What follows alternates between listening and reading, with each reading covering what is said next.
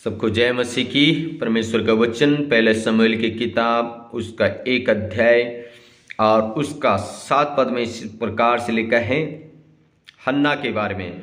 वो तो प्रति वर्ष ऐसा करता था, और जब हन्ना यहोवा के भवन को जाती थी तब पनीना उसको चिढ़ाती थी, इसलिए वो रोती और खाना ना खाती थी। आमीन, हालेलुया। मेरे प्रिय भाई और बहनों, हम जानते हैं सब हन्ना के बारे में। हन्ना की सौत हन्ना को बहुत चिढ़ाती थी, क्योंकि हन्ना के बच्चे नहीं थे और इसलिए उसकी सौत उसको बहुत चिढ़ाती थी। आप सोचो, जब उसकी सौत उसको इतना चिढ़ाती है तो बाकी लोग उसको कितना नहीं चिढ़ाते होंगे, क्योंकि हन्ना प्रार्थना करना नहीं छोड़ती थी, परमेश्वर का भवन नहीं छोड़ती थी, कंटिन्यू परमेश्वर का भवन में जाना, कंटिन्यू प्रभु का उपस्थिति में बैठना, और इसलिए उसकी सौत उसको चिढ़ाती थी। लेकिन मेरे प्रिय भाई और बहनों, परमेश्वर ने हन्ना की प्रार्थना व्यर्थ नहीं जाने दी।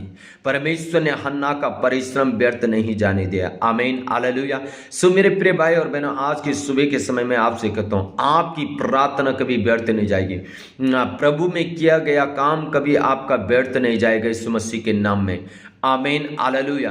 परमेश्वर मुंह मांग वरदान देने वाला परमेश्वर है, और हन्ना स्वयं फिर अपनी गवाही दे रही है। इसी के किताब पहले शमूएल 1 का 27 पद में हन्ना कहती, यह वही बालक है जिसके लिए मैंने प्रार्थना की थी और यहोवा ने मुझे मुंह मांग वरदान दे दिया। आमीन, हालेलुया। क्या करी हन्ना कह रही है, ये वही बालक है जिसके लिए मैं प्रार्थना करती थी और परमेश्वर ने मुझे मुंह मांग वर दे दिया। आमीन, हालेलुया।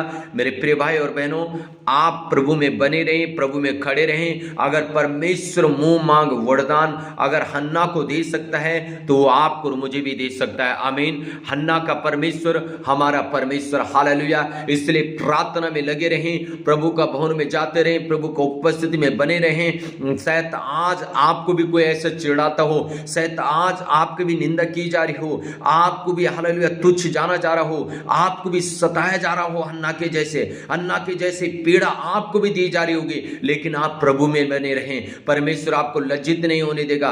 परमेश्वर अगर हन्ना को खड़ा कर सकता है, हन्ना को आशीषित कर सकता है, हन्ना को परमेश्वर बना सकता है, तो मेरे प्रिय भाई और बहनों, आज की सुबह के समय वचन हमारे लिए परमेश्वर ने दिया है कि परमेश्वर हमारे जीवन में भी गवाही देने जा रहा है, और हमारी गवाही बनने जा रही है यीशु मसीह के नाम से। हमारी प्रार्थना को उत्तर आने वाला है यीशु मसीह के सामर्थ्य नाम से। आमीन। So okay, God bless you all.